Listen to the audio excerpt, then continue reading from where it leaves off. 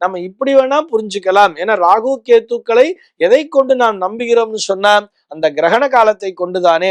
அந்த கிரகண காலத்திலே ஒரு பூமியினுடைய நிழலானது மறைக்கிறது, சந்திரனுடைய நிழலானது மறைக்கிறது அப்படிங்கிற மாதிரி தானே நம்ம படிச்சுட்டு வரோம். ஆக இந்த நிழல் அப்படிங்கிற ஒரு விஷயம்தான் இந்த ராகு கேத்துங்கிறத புரிஞ்சுக்கிறோம். ஆனால் அறிவியல் ரீதியாக இதனை உண்மை அப்படின்னு சொல்லிட்டு எப்படி சார் நம்புறதுன்னு சொன்னா, இன்றைய தேதியிலே அதாவது நம்ம இந்த கலியுகத்தை மட்டுமல்ல, எப்பொழுதுமே ஒரு பிரச்சனை, மனிதர்களுக்கு ஒரு பிரச்சனை என்று வரும்பொழுது அங்கே ராகுவும் கேத்துவும் முக்கியமான இடங்களை பிடிக்கின்றன. இதுக்கு நிறைய ஹாரோஸ்கோப்பை எடுத்து வச்சுண்ட அனலைஸ் பண்ணிட்டு தான் இதை தெளிவாவே சொல்றார். ஏன் ஒவ்வொரு நாளுமே நம்ம ராகு காலம் அப்படிங்கிறது சொல்றோம் இல்லையா? அந்த ராகு காலம் என்பதே ராகுவிற்கு மட்டுமல்ல, அந்த ராகு கேத்துக்கள் இருவருமே சேர்ந்து பணியாற்றக்கூடிய, அதாவது இந்த பூ உலகிலே தங்களுடைய தாக்கத்தை செலுத்தக்கூடிய காலமாகத்தான் அந்த ராகு காலம் என்பதே அமைந்திருக்கிறது. இதைத்தான் நம்ம அந்த அல்ட்ரா வயலட் ரேஸ் அப்படிங்கிறத சொல்றோம். இந்த ராகு காலம் என்று ஒவ்வொரு கிழமையிலும் எந்த தேதியிலே கொடுத்திருக்கிறார்களோ அந்த நேரத்திலே இந்த பூமியின் மீது இந்த அல்ட்ரா வயலட் ரேஸினுடைய தாக்கம் என்பது அதிகமாக இருக்கிறது. அது குறித்து நான் மற்றொரு நாள் விரிவாக பார்க்கலாம்.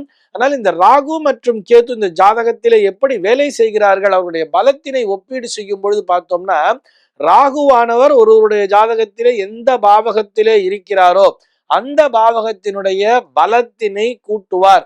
உதாரணத்திற்கு ஒருவருடைய ஜாதகத்திலே லக்னத்திலே ராகு இருக்க பிறந்தவர்கள் பார்த்தோம்னா எப்பொழுதுமே சற்று வேகமாக செயல்படுபவர்களாகத்தான் இருப்பார்கள். இது அத்தனையுமே நம்ம அனலைஸ் பண்ணி, அதாவது நிறைய ஸ்டாட்டிஸ்டிக்கல்ஸ் ரிப்போர்ட்ஸ்லாம் வச்சுட்டு தான் பேசுறோம் அப்படிங்கிறதுக்காக சொல்றோம். நம்மளே கூட கம்பேர் பண்ணி பார்க்கலாமே. நம்ம வீட்லயே யாருக்காவது லக்னத்திலேயே ராகுங்கிற கிரகம் இருந்தால் அவர்கள் எப்பொழுதும் உணர்ச்சி வசப்படுபவர்களாக இருப்பார்கள், கோபப்படுபவர்களாக இருப்பார்கள், டக்குன்னு அவசரப்பட்டு முடிவெடுப்பவர்களாக இருப்பார்கள் அப்படிங்கிறதையும் நம்மளால பார்க்க முடியும். இது போக ஒரு ஸ்ட்ராங்னஸ் அப்படிங்கிறதையும் அந்த ராகுவானவர் கொடுத்து விடுவார்.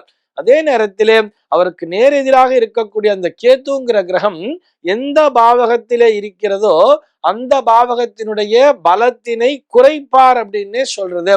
இதே இந்த லக்னத்திலேயே கேத்து இருக்க பிறந்தவர்கள் பார்த்தோம்னா அப்பப்போ ஒரு சந்தேகம் என்பது வந்து கொண்டே இருக்கும். ஒரு சாட்டிஸ்பாக்சனே இல்லாம வேலை செஞ்சுட்டு இருப்பா தெரியுமா?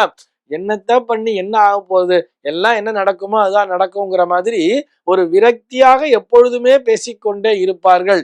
வெளியிலே உற்சாகமாக செயல்பட்டால் கூட அவர்களுக்கு அந்த ஆத்ம திருப்தி என்பது கிடைக்காமல் இருக்கும். அந்த லக்னத்திலேயே கேத்து இருக்க பிறந்தவர்கள் இப்படி அந்த ராகு கேத்துக்களானவர், ராகு எந்த இடத்திலே இருக்கிறாரோ அதனுடைய பலத்தினை கூட்டுவார் என்றும், கேது என்கின்ற கிரகமானது எந்த இடத்திலே குறிக்கப்பட்டிருக்கிறதோ அதனுடைய பலத்தினை குறைப்பார்கள் என்றும் சொல்லப்படுகிறது.